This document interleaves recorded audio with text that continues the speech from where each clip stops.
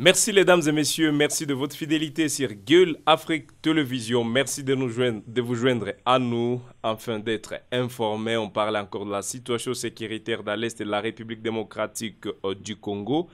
Ici, dans cette nouvelle émission sur Gueule Afrique Télévision, je reçois M. Aimable Gafouroura, acteur de la société civile dans les territoires de Rutshuru, aujourd'hui en proie à l'insécurité et membre du collectif de victimes de l'agression rwandaise. Yeto Lobelalelo, Likambo Oyo Ezoleka dans l'Est de la République démocratique du Congo, Moko Yaba membre ya Sevar, Tozo Yambaye, M. Aimable, bonjour, bienvenue de nouveau sur Gueule Afrique Télévision. Bonjour, monsieur les journalistes, bonjour à tous les téléspectateurs. Nous vous remercions encore une fois pour votre invitation. Comment allez-vous? Je vais très bien, sauf la nostalgie de mon village. Ça ne va pas de l'autre côté, l'agression rwandaise qui fait fuir les enfants du terroir du jour au lendemain? Oui, certainement. Comme vous le savez, il y a toujours la guerre d'ici presque partout en République démocratique du Congo, seulement à l'est. Et actuellement, il y a aussi l'avancée que nous ne comprenons même pas sur terrain du M23 où les FARDC ne manquent pas à dire qu'ils sont en repli stratégique. Et vraiment, ça nous inquiète tous. Vous êtes maintenant inquiété de l'avancée des rebelles du M23?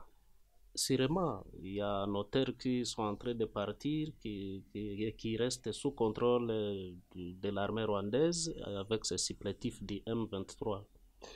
Alors, ici, on parle, ce premier point qui va nous concerner, c'est M. Aimable Gafouroura, acteur de la société civile dans les territoires de Rutshuru. Avec lui, on va comprendre qu'est-ce qui ne va pas réellement sur les lignes de front. Pourquoi Kanyabayonga est tombé? Pourquoi Bunagana était tombé? Pourquoi Kirumba était tombé? Tout ça, on va comprendre aujourd'hui. Parce que Bangonde va maîtriser un peu Angers à Likambo, Oyezo le Kanakati Amboka Nabiso. Alors, on commence par ici. L'Union européenne, d'un coup, Bakati, il vient de couper, il vient de geler cette coopération qu'il faisait avec le Rwanda, où ça concernait 20 millions d'euros, qui devraient être donnés au Rwanda, afin de continuer, de renforcer sa capacité militaire, afin d'aller combattre au Mozambique. Est-ce que, aujourd'hui, vous de la société civile, dans les territoires de Rutshuru, quelle analyse faites-vous à cela? Le fait que l'Union européenne vient d'un coup comme ça, parce que c'était prévu que cet argent soit versé dans des comptes au Rwanda, mais d'un coup comme ça, on vient de geler. Bon, messieurs les journalistes, nous, comme les premières victimes directes de l'agression rwandaise, nous saluons la décision d'abord de l'Union européenne. Vous êtes sans ignorer que c'est ce financement-là qui mettait Kagame en orgueil parce que ça n'allait pas seulement au Mozambique, mais ça l'aidait aussi à former une nouvelle génération dans son armée pour nous agresser, nous, en République démocratique du Congo. Et voilà pourquoi vous allez comprendre que sur terrain, il y a toujours des militaires, des RDF, fraîchement venus des centres de formation et versés directement en République démocratique du Congo aux côtés du M23. Et Kagame qui va continuer à nier que lui n'agresse pas la République démocratique du Congo pendant qu'il y a des effigies de l'armée rwandaise et il y a aussi des capturés de l'armée rwandaise dans la guerre ici à l'est de la République démocratique du Congo. Donc pour moi, pour nous tous, aussi les victimes de cette agression, nous saluons vraiment la décision de l'Union européenne et on sait que presque toutes les autorités de la République démocratique du Congo militaient pour ça et ça nous soulage quelque part. Vous êtes soulagé le fait que cette coopération a coupé. Comme vous venez de déclarer que cela ne doit pas seulement du côté Mozambique, mais cela faisait aussi l'appui de l'armée rwandaise aux côtés des rebelles du M23, bien que Kagame continue à nier jusqu'à aujourd'hui. Aujourd'hui, est-ce qu'on peut dire que le fait que ce don n'a plus ce sens, où on a coupé ce qui était prévu, renforcer l'armée rwandaise, est-ce que vous estimez que cela va choquer va handicaper d'une manière ou d'une autre l'armée rwandaise? En fait, Kagame est un orgueil naturel. Je sais que lui, il ne va pas vraiment s'étaler. Je ne crois pas qu'il lâche aussi. Mais de toutes les façons, quand vous marchez à deux pieds et que l'un ou l'une on coupe, c'est que vous restez déjà handicapé. Donc, quelque part, l'armée rwandaise sera aussi touchée. Guerre dans l'Est de la République démocratique du Congo, vous êtes acteur de la société civile dans les territoires de Rutshuru. Quelle est la situation actuelle de ces territoires?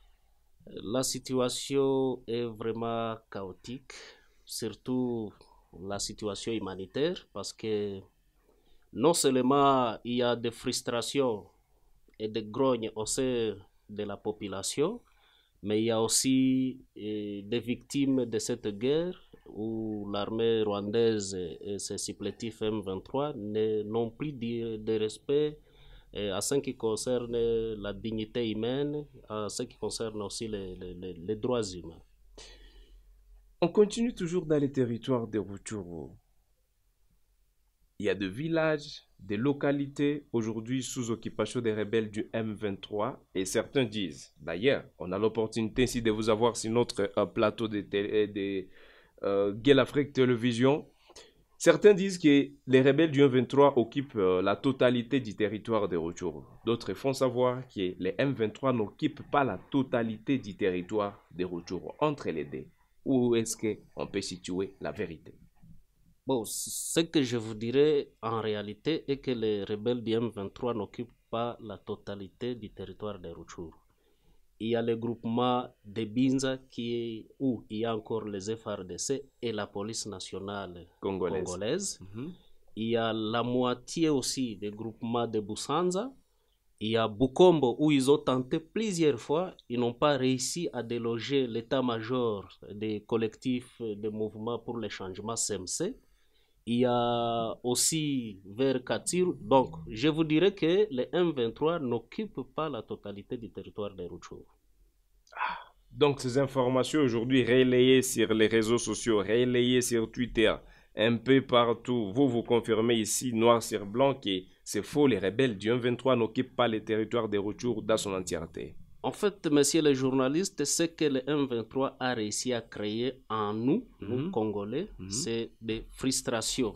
Il a vraiment eu le temps d'organiser l'armée numérique pour tromper la vigilance et l'intention de tout le monde.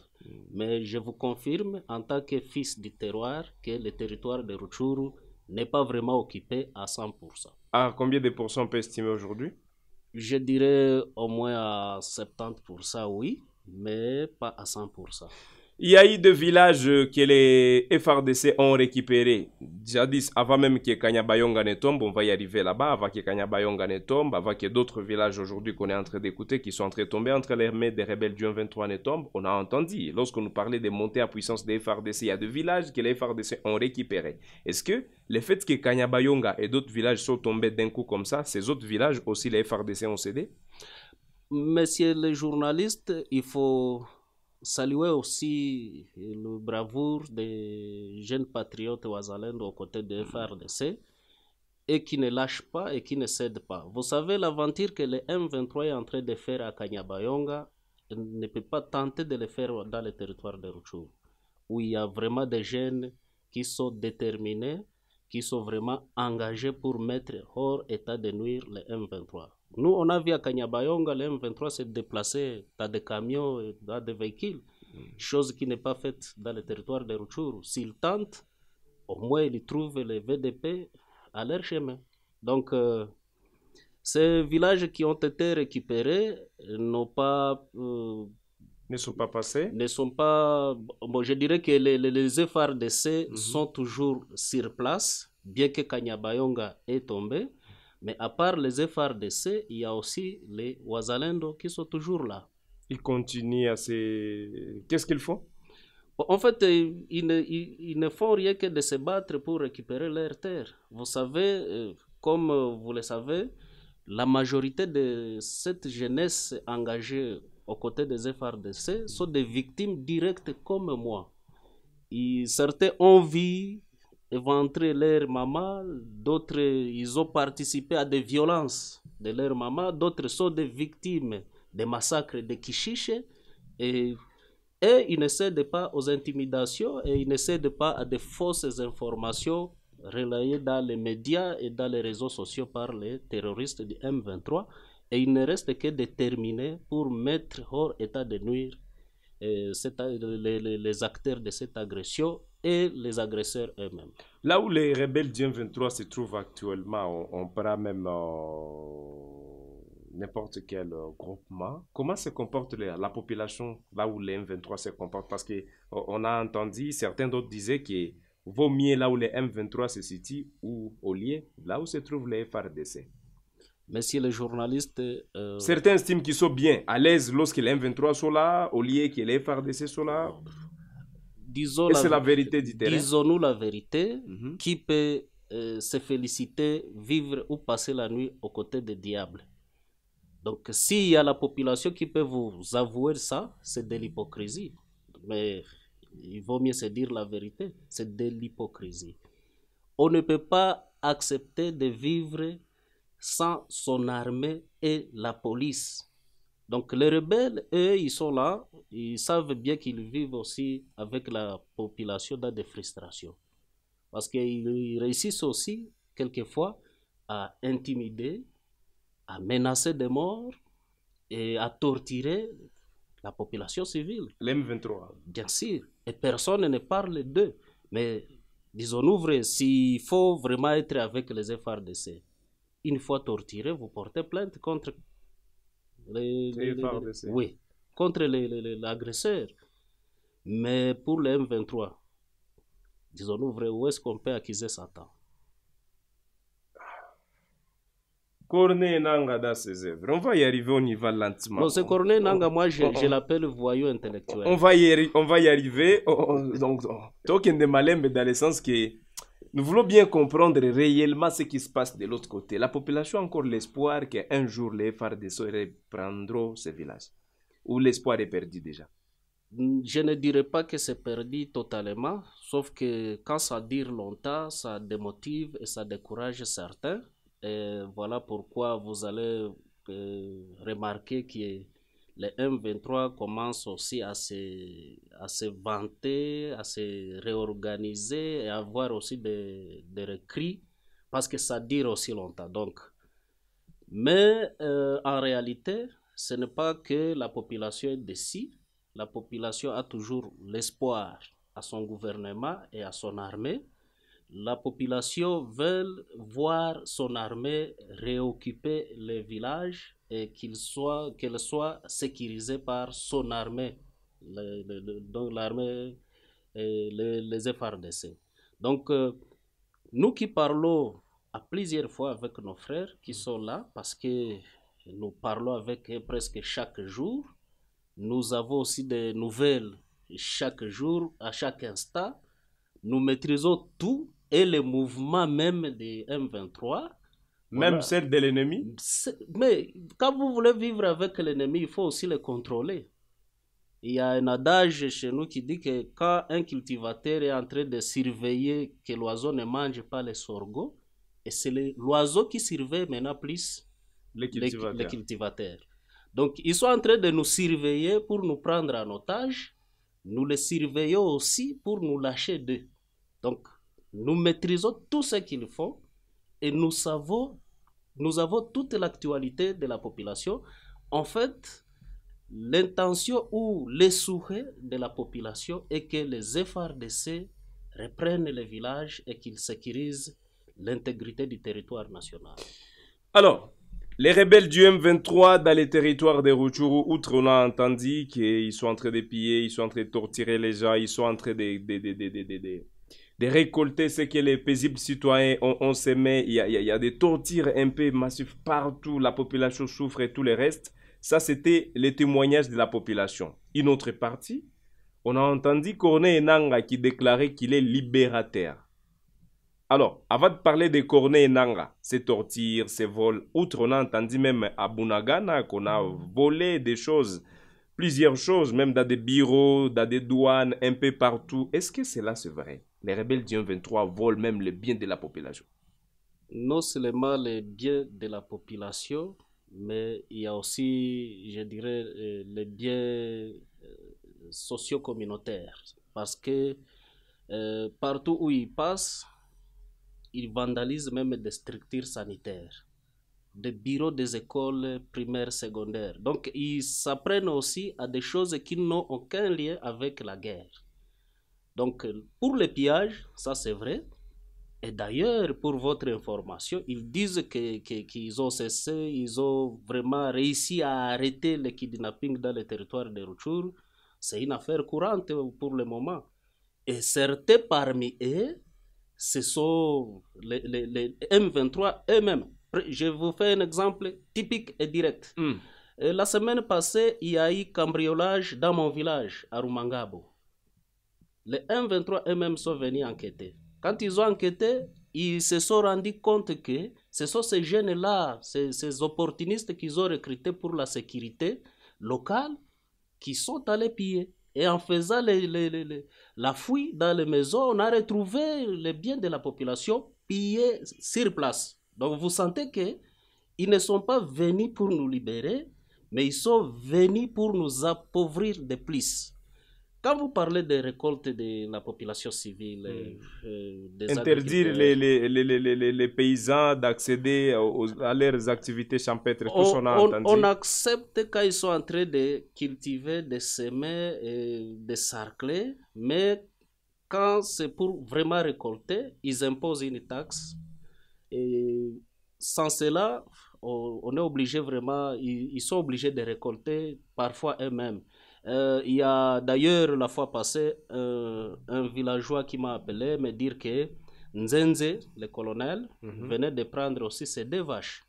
Le colonel appartient du M23. Il est du M23. Moi, je suis en train de dire Nzenze. Donc, le public savent qui est Nzenze dans le M23. Il est chef des opérations directes du M23. Mais un colonel qui se dit libérateur, qui extorque les biens de la population. Vous sentez ça, au moins? C'est grave.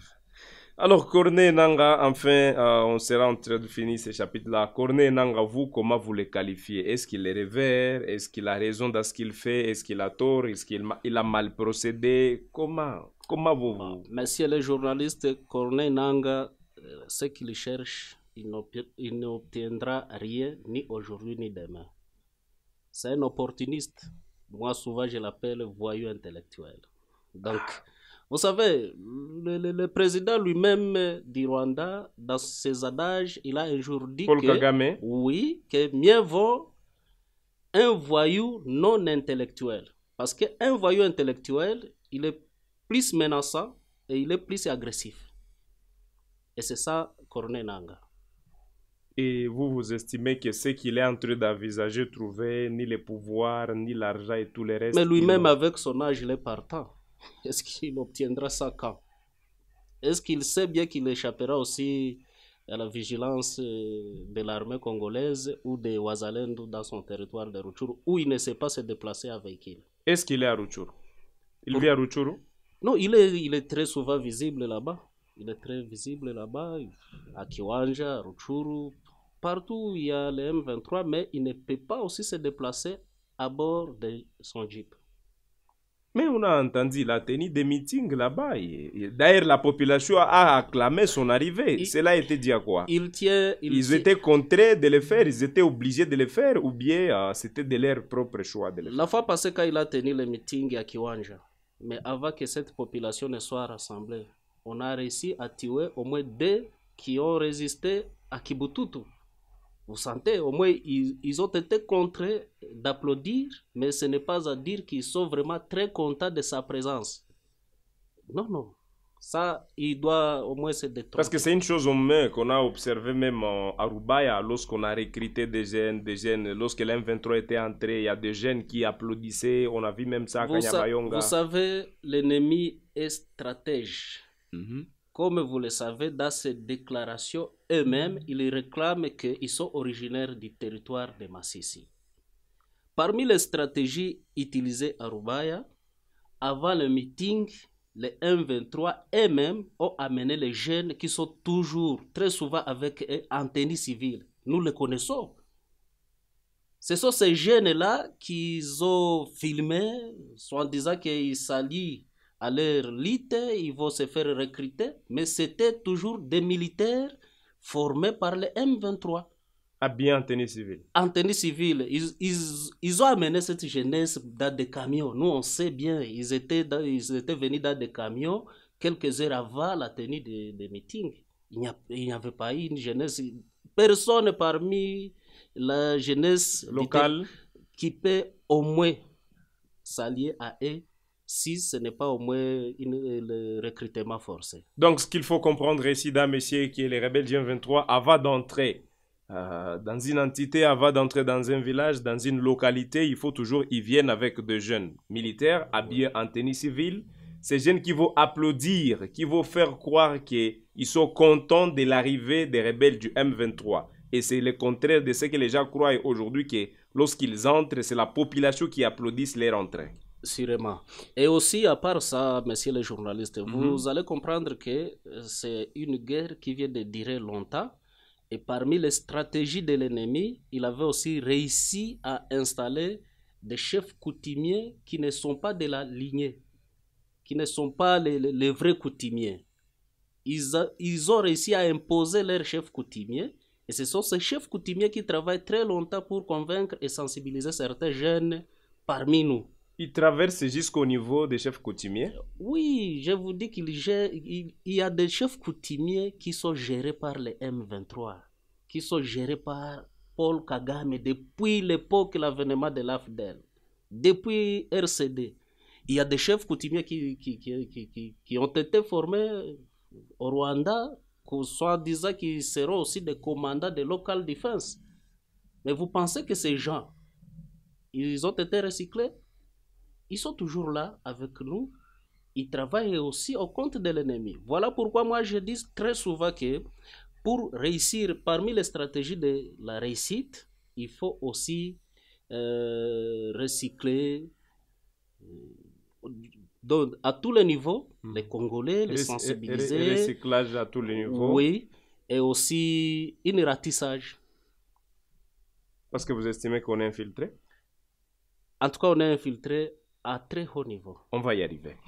Alors, Kanyabayonga, je vous avais dit ici, j'ai quelqu'un appelé Aimé Garufura. Garufura, voilà, il est l'un de la société civile dans les territoires de Rutshuru, lui qui nous explique aujourd'hui réellement ce qui se passe à Rutshuru. Boyoka kabatu bazo ebisabino ke no Rutshuru leki boye, mutu azana diaspora, mutu azana matadi, azana luozi un peu partout, mais il ne maîtrise pas la vérité autour de ces choses. Raison pour laquelle tout ça là qui appelle. Heureusement, il a répondu à notre invitation. Une fois, nous disons encore merci pour ça. Merci aussi. Alors, ici, on veut comprendre ce qui se passe réellement à Kanyabayonga. Parce que c'est proche de Rutshuru, même limite, cartographiquement, vous allez nous expliquer ça ici. Qu'est-ce qui se passe concrètement à Kanyabayonga?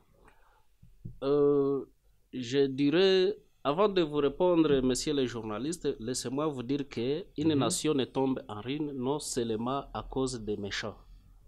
Il y a aussi la naïveté et le silence des hommes bons. Ah, ça c'est fort, vous pouvez répéter? Je dis bien qu'une nation ne tombe en ruine non seulement à cause des méchants, mais aussi de la naïveté et le silence des hommes bons. Ce qui se passe ou ce qui s'était passé à Kanyabayonga, c'est vraiment décriant. Il y avait une armée organisée, il y avait l'équipement. Mais nous, on se pose la question de comment le M23 a réussi à déloger cette armée à Kanyabayonga. Même avant la tombée de Rwindi, si vous étiez passé par Rwindi avant sa chute, vous n'alliez pas accepter que les FARDC pouvaient céder Rwindi. Mais qu'est-ce qui se passe réellement? Pour moi, si j'étais le commandant suprême des forces armées, d'abord, et si on est sérieux, tous ces commandants et ces généraux qui sont sur le front nord devraient être arrêtés. Comment un général, lui-même, par sa ceinture proche de sécurité, peut réussir à contenir l'ennemi, mais avec des brigades, des forces spéciales, l'armée, des chars de combat. Un monsieur vient du Rwanda avec un Kalachnikov, AK-47, il déloge les chars de combat, où il y a un général. Mais si vous allez de l'autre côté, l'ennemi est dirigé par des caporaux. Et nous, on se vante qu'on a maintenant des généraux. Comprenons que, en disant la vérité, il y a une complicité au sein de l'armée congolaise. Parce que, voilà pourquoi, à chaque fois que j'interviens, je rends hommage à ces commandants de Wazalendo, à ces généraux de Wazalendo, et je dis vrai que ce sont eux qui méritent ces galons. C'est VDP? Vrai. Donc, si on est vraiment sérieux, les commandants qui contrôlaient Kanyabayonga, tous ces généraux-là, ces colonels, si on est sérieux, devraient être arrêtés. Et c'est justifié. Mais vous savez que fuir devant l'ennemi dans l'armée, c'est aussi une infraction. Il y a ceux qui ont été condamnés, il y a 25 qui ont été condamnés. Non, ça sont des victimes. Vous condamnez un capitaine, pourquoi laisser ce général ou ce généraux, ce colonel? Est-ce qu'ils n'étaient pas commandés? Est-ce qu'ils ont cédé le territoire? Ce n'est pas sur ordre d'une autorité? Il faut se poser toutes ces questions. Donc, je vous dis vrai que nous sommes infiltrés à très haut niveau. En tout cas, quand je me pose des questions autour de Kanyabayonga, et quand vous voyez comment le M23 est en train d'avancer, vous vous dites qu'il y a quand même quelque chose qui ne va pas. Comment nous, à Rutshuru, le territoire de Rutshuru, on a réussi à contenir le M23 3 ans durant, mais juste village 1, Lubero tombe, dans 48 heures, on est sur 100 km. C'est l'aventure qui ne peut pas aussi se faire à Rutshuru. Voilà pourquoi je vous disais qu'ils sont en train de se déplacer comme si c'est une armée qui se déploie avec des camions, des jeeps. Ça, c'est de l'aventure qu'on ne peut pas faire. Et sur ça, vous confirmez ici qu'il y a une forte résistance, vous voulez dire, au niveau des Rutshuru. Bon, ils n'avancent plus. Les rebelles n'avancent plus à Rutshuru. Vous savez que les rebelles du M23 contrôlent seulement les routes principales. Mais dans les profondeurs, là, il y a aussi des Wazalendo qui les taquinent presque chaque jour. Vous êtes témoin qu'une semaine, au moins dans une semaine, vous avez toujours eu de l'information d'une embuscade dans le territoire de Rutshuru. Ouais, des VDP contre l'M23 et tout le reste. Mais dernièrement, ils ont été sabotés ici à Tongo, Rushege. C'est dans le territoire de Rutshuru, chefferie de Bwito. Ils ont été sabotés. Où on a pris même un commandant en otage. C'est un capitaine ou quoi, originaire de Katsiru. Vous avez suivi tous des vidéos dans les réseaux sociaux où on interrogeait ces capitaines. Mais s'ils étaient aussi forts, ils allaient contrôler à 100% ce territoire. En fait, ce qui se passe à Lubero, il y a une complicité interne. Voilà pourquoi moi je soutiens l'adage qui dit que quand vous voulez aller sur le front, si vous avez 10 cartouches, préparez 9 pour l'ennemi interne et une balle pour l'ennemi externe. Résistance au niveau des Rutshuru. Résistance, on nous fait croire ici par Monsieur Aimable que les rebelles du M23 occupent que les routes principales. Donc, c'est-à-dire, dans les profondeurs du territoire de Rutshuru, ils ne sont pas là. Dans les profondeurs du territoire, Moulendani à territoire Habiko. Messieurs les journalistes, je vous dis bien que le territoire de Rutshuru est vide. Mais je vous dis que le M23, c'est une coquille vide. Il n'y a que des frustrations. Il ne travaille que sur les mensonges. Et comme je vous ai dit dans mon introduction, ils ont seulement réussi à organiser son armée numérique pour faire peur tout le monde. Mais c'est une jeep sans jambes là-bas. Si vous soulevez ce vide, il n'y a rien.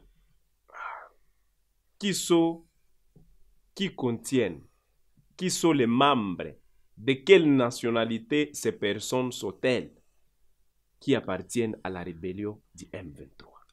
Parce que c'est une grande question, pardon, c'est une grande question aujourd'hui qu'on se demande. Mais réellement, ni banani? Kama tunaweza expliquer Mswahili, ni banani? Ni batu ya kutoka wapi? Bale yuko nafanya ile mabitu.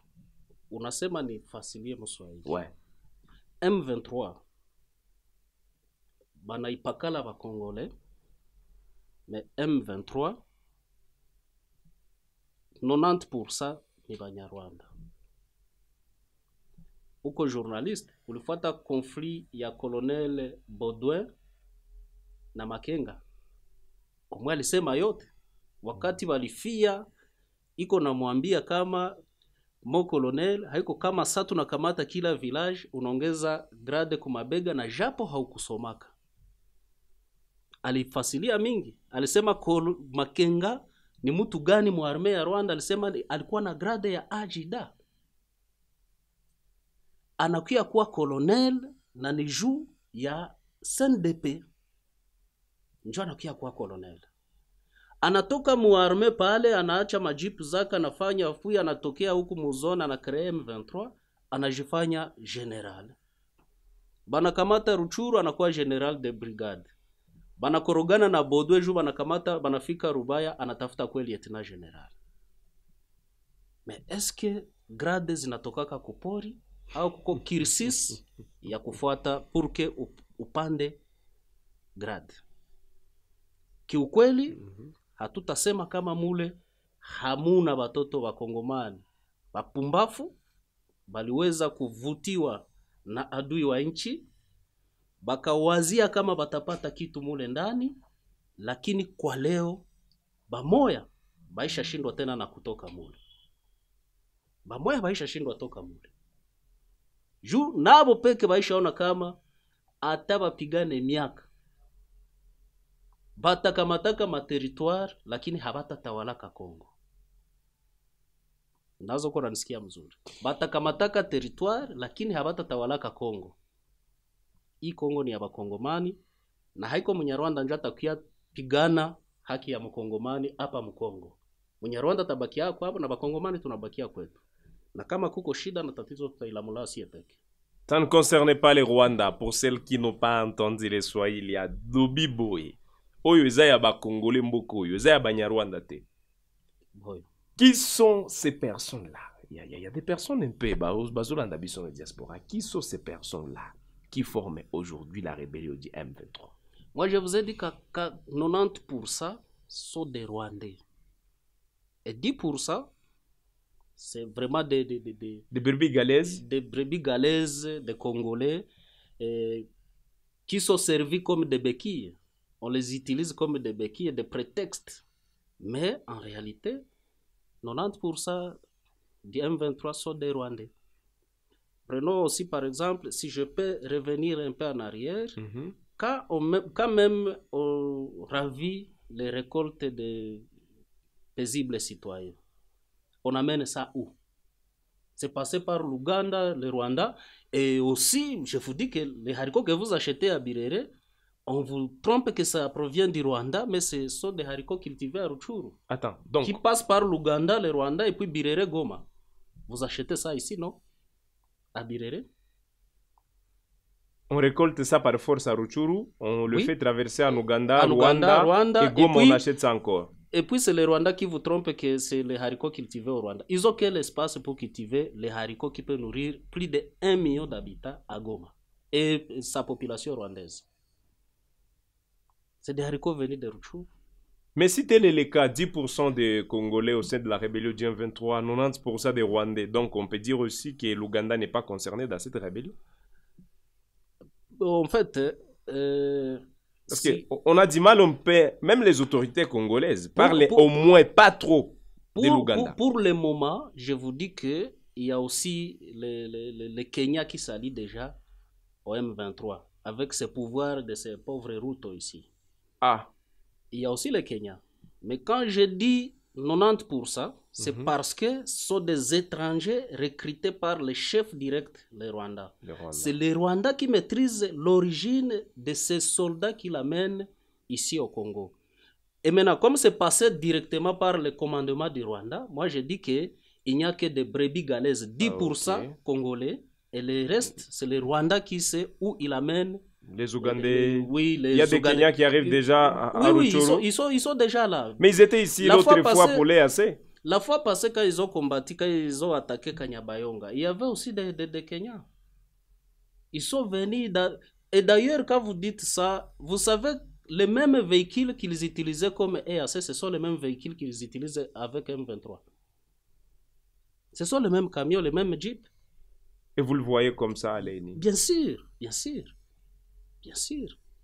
Lorsqu'ils sont là, qu'est-ce qu'ils disent à la population? Dans la vie quotidienne, qu'est-ce qu'ils disent à la population? Vous savez que chacun tire la couverture de son côté. Il ne cherche qu'à tromper seulement la population et sa vigilance, qui sont libérateurs. Ils ne disent rien que ça. Mais aussi, si on se dit vrai, nous devons aussi savoir que c'est une guerre de domination. Ils ne cherchent que nos minéraux et ils ne cherchent qu'à dominer l'espace. Parce que, vous savez, le Rwanda a été proclamé premier pays producteur du coltan. Ils ont le coltan où? Dans quelle province du Rwanda? Dans quelle province du Rwanda? Mais ce coltan venait d'où? Mais si on disait peut-être qu'ils sont premiers producteurs du lait, je comprendrais. Parce qu'ils sont éleveurs. Là, je comprends. Mais coltan, ils ont coltan où? Dans quelle province? Mais ce sont nos minéraux pillés ici à Rubaya. Bien sûr, avec complicité de certaines autorités qui contrôlent des frontières, des renseignements et autres. Je sais que les dire, c'est me chercher aussi des menaces, mais je ne dis que la vérité. La guerre dans l'Est de la République démocratique du Congo, avant de passer à cela, vous de la société civile, oh là là, je parle ici vous êtes aussi membre de CEVAR. Oui, collectif de victimes de l'agression rwandaise, RDF M23. Vous estimez qu'il aura justice un jour? En tout cas, ça, je crois. Parce que, comme vous le savez, nous avons initié une plainte contre le M23. Ça fait belle lurette. Il y a aussi la CPI qui est déjà au courant de tout ce que nous avions fait. Et nous avons aussi fait un rapport de monitoring par rapport aux massacres qui ont été commis par le M23 dans le territoire de Rutshuru. Et ça, on a amené même chez le président de la République. Ça, on sait que le procureur de la CPI a déjà notre documentation. Et nous l'actualisons chaque jour. Chaque jour, vous faites des suivis et vous estimez un jour qu'il aura des... Il y aura justice et réparation. Que ça, l'ennemi sache qu'il y aura justice et réparation. Que Nanga se mette en sachant qu'un jour, il va payer tout ce qu'il est en train de faire. Il doit mettre ça dans sa tête. Est-ce qu'aujourd'hui, si vous, personnellement, vous croisez Nanga, qu'est-ce qui serait la suite? Bon, ça, c'est me poser la question de si les chats se rencontraient avec les souris, il fera quoi?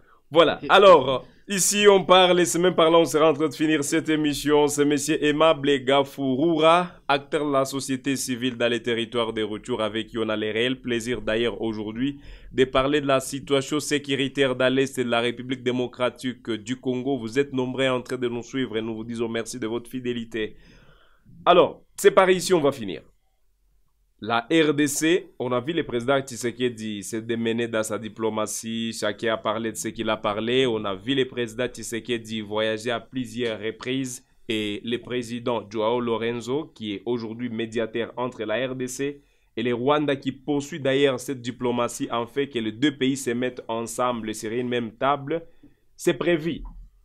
Oui, je sais. C'est prévu que les deux présidents, sur demande du président Joao Lorenzo, qui se mettent sur une même table afin de discuter de la situation sécuritaire dans l'est du pays. C'est prévu ce 15 juillet et dès aujourd'hui c'est 5. Il y a, sur demande alors des États-Unis, ni l'M23 ni les FARDC sont appelés à cesser les hostilités, sont appelés à observer les cessez-le-feu. Ma première question: comment vont se comporter les Wazalendo pendant que les FRDC et les M23 sont appelés à ne pas se battre durant ces 2 semaines? Deuxième question, c'est par là on va finir cette émission. Est-ce que vous croyez avoir une suite favorable, une réponse meilleure qui pourra concerner la population congolaise face à l'assise entre Kagame et Tshisekedi? Ça, c'est un jeu des corbeaux et les renards.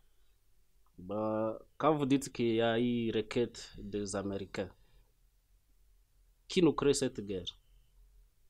Ce n'est pas cette même communauté internationale. Voilà pourquoi je vous ai dit que le silence aussi, c'est une complicité. Depuis plusieurs jours, depuis le premier mandat et ce second mandat, Tshisekedi a sollicité au Conseil de sécurité des Nations Unies des sanctions contre le Rwanda, des sanctions contre les animateurs du M23. Ce sont les mêmes Américains qui votaient contre. Au moins, vous êtes témoin, vous suivez tout. Donc, pour moi, ces assises-là n'apporteront rien. D'autant plus qu'on s'est déjà mis à table plusieurs fois et ça ne fait qu'empirer. Au contraire, cette demande des Américains permet à l'ennemi de se réorganiser parce qu'il a perdu beaucoup d'hommes, même à Kanyabayonga, même s'ils ont réussi à. Parce qu'il faut rappeler qu'il y avait 30 jours à résistance. Oui, oui. Vous vous imaginez maintenant, pendant 30 jours, on ne se jetait pas de tomates. Ce sont des cartouches. Il y a eu des pertes en vies humaines. Donc, la requête des Américains, c'est une stratégie indirecte de permettre l'ennemi à se réorganiser. Mais il l'a fait sachant que on n'obtiendra rien dans ces assises-là de Luanda.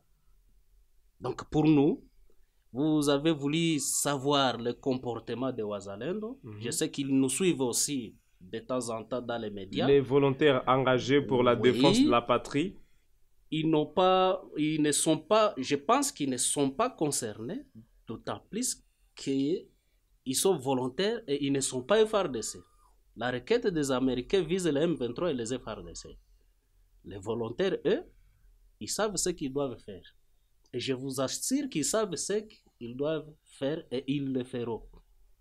Ils ne sont pas concernés par cette requête vraiment. Déjà des réponses que les forces armées de la République démocratique du Congo, c'est-à-dire il n'y a aucune utilité, il n'y a pas d'importance d'aller se mettre encore avec le Rwanda, vu que c'est les États-Unis qui sont en train d'orchestrer cela, en fait que les rebelles du 23 s'organisent parce qu'ils savent déjà d'office qu'il n'y aura pas de réponse importante face à cette assise. Ces jeunes Rwandais, je voulais oublier ça, mais ça me vient d'un coup comme ça. Les jeunes Rwandais, on les tue chaque jour à Massissi, à Rutshuru, à Lubero, à Nyiragongo, dans les territoires de Nyiragongo ici.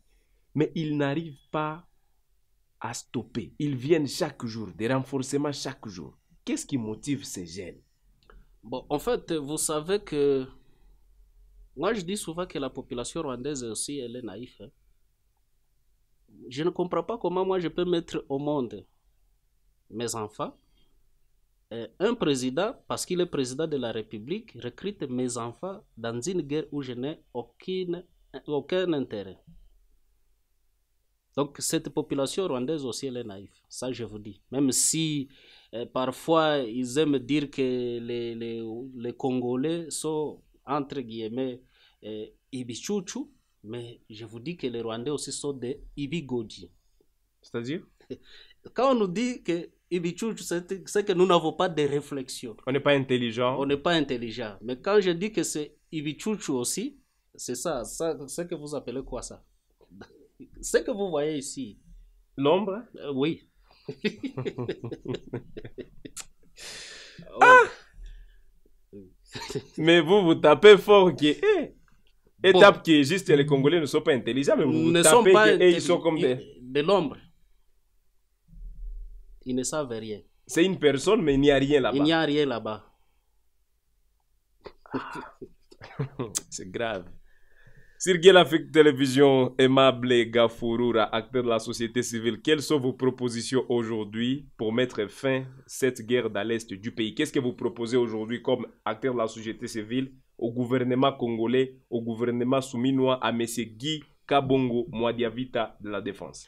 Comme nous le disons chaque jour, nous sommes nés dans cette situation, nous imposée par une complicité internationale, parce que nous sommes un contre tous, mais nous ne cessons pas de proposer au gouvernement congolais, d'ailleurs pour son Excellence Félix Antoine Tshisekedi, que de ne pas se laisser croire par tout le monde surtout son armée, notre armée.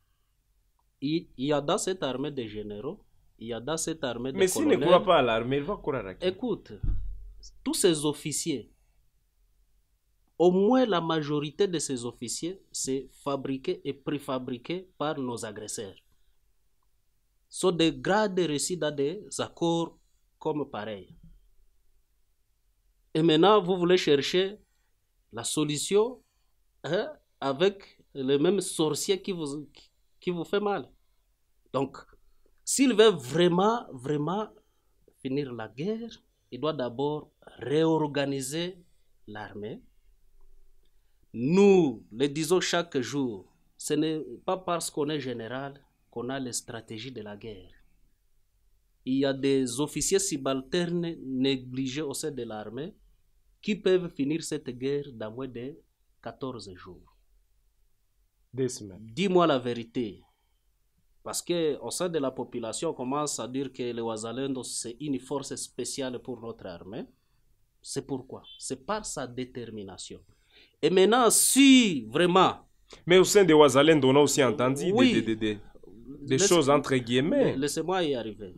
Si vraiment il n'y avait pas la complicité, dis-moi où est la loi sur les réserves de la défense armée. Dis-moi sa mise en place. C'est arrivé où? Normalement, tous ces Ouazalendo seraient déjà identifiés, seraient déjà contrôlés et seraient déjà armés parce que en créant cette loi-là, on voulait qu'il y ait des volontaires qui vont appuyer l'armée au cas où il y a une menace. Maintenant, ces Ouazalendo se débrouillent sur terrain. Kanyabayonga est tombé parce qu'on n'a pas voulu donner des équipements et des munitions aux Ouazalendo. Et maintenant, le M23 a presque tout pris. Vous avez suivi des vidéos à Kanyabayonga. Mais on a démenti, le général Chico a démenti cela, que c'est une ancienne vidéo de 2013 comme ça. Chico ne maîtrise pas Lubero que nous.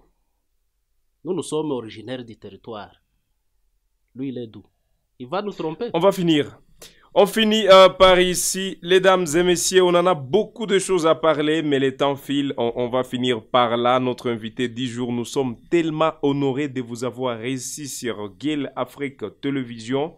Quel est le message aujourd'hui, monsieur Aimable, que vous lancez, que vous prononcez, que vous vous adressez à ces jeunes engagés pour la défense de la patrie?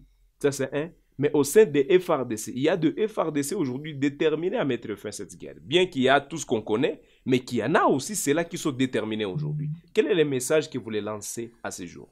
En fait, moi, je vais d'abord m'adresser à ces jeunes patriotes, résistants Ouazalendo, la jeunesse congolaise, disons, que nous devons d'abord bannir la haine entre nous pour ne pas tomber dans les pièges des rebelles. Tel qu'a été la semaine passée dans le Grand Nord. Ce n'est pas vraiment bon, parce que là, vous donnez maintenant l'occasion, l'ennemi, vous lui donnez vraiment un discours, parce qu'il va vous dire que c'est ce que nous combattons, alors que ce n'est pas vraiment bon. En fait, nous devons nous unir, rester soudés et unis, et savoir que nous avons un seul ennemi commun que nous devons combattre pour nous libérer de nous-mêmes. Sinon, nous allons demeurer des esclaves de ces petits Rwandais. Pour les FRDC, ils doivent comprendre qu'ils ont prêté serment sous le drapeau à ne pas défendre la République démocratique du Congo, fuir devant l'ennemi. C'est vraiment contre leur serment qu'ils nous aident aussi à rester loyaux et vraiment être en contact permanent et coaliser avec ces volontaires qui se sont amenés à côté d'eux. Surtout que cette armée, elle est payée, mais les Ouazalendo sont des volontaires. Ils ne touchent rien comme subvention de l'État, mais ils se donnent quand même sur terrain et les FRDC d'eux-mêmes peuvent vous le témoigner. Donc ils doivent rester unis, ils doivent rester soudés, sachant qu'ils ont un seul ennemi commun à combattre et à mettre hors état de nuire. La population dans l'est du pays, à tous les Congolais qui nous suivent, d'ailleurs même à la diaspora, qu'est-ce que vous les dites aujourd'hui à l'ensemble de ces compatriotes congolais, tous les Congolais? Quel est le message aujourd'hui? Pour tous les Congolais, nous devons savoir que nous avons un seul pays et nous n'en aurons pas deux. nous avons l'obligation de protéger ces pays et on se sent mieux quand on est chez soi. Donc, dans les diasporas, vous savez bien que vous êtes chez autrui. Chez vous, c'est ici en République démocratique du Congo. Vous devez maintenant mettre les devants, les intérêts de la République démocratique du Congo. Cessons avec nos manipulations politiciennes, sauvons d'abord les pays. Je vais vous faire un exemple de ce même petit Rwanda. Vous savez, en 1994, il y a eu la guerre dirigée par ce président Paul Kagame contre le Rwanda. Mais dans l'entretemps, au sein du gouvernement, il y avait des gens qui se mangeaient, qui s'entremangeaient entre eux, qui se combattaient pour des intérêts politiques. Et à la fin, quand Kagame est arrivé à Kigali, vous savez tous les sorts. Ces mêmes politiciens, ces mêmes Rwandais qui ne voulaient pas se souder, donc nous devons aussi éviter que cet acte nous arrive. Nous devons protéger notre pays pour ne pas mourir comme des mouches. Donc on laisse d'abord, on met à côté les intérêts privés, on voit d'abord les intérêts de la nation. La République démocratique du Congo. Point barre. Mesdames et messieurs, c'est la fin de cette émission. Nous vous disons merci d'avoir été nombreux. Merci de nous avoir suivis de partout où vous nous aviez suivis. C'était Monsieur Aimable Gafurura qui était notre invité sur Gueule Afrique Télévision. J'étais Youssoufou Kibingila à David à cette présentation. Nous vous disons merci d'avoir été nombreux à nous suivre. Passez une excellente journée. On se recale juste après pour d'autres actualités. Merci, monsieur Aimable, d'avoir répondu à notre invitation. Merci d'avoir répondu à nos questions. Nous sommes vraiment fiers et on espère vous revoir encore à la prochaine. Je suis vraiment disposé à tout moment que vous voulez. Je vous remercie aussi pour l'invitation et aussi pour le débat. Merci beaucoup, mesdames et messieurs. Excellente journée à vous.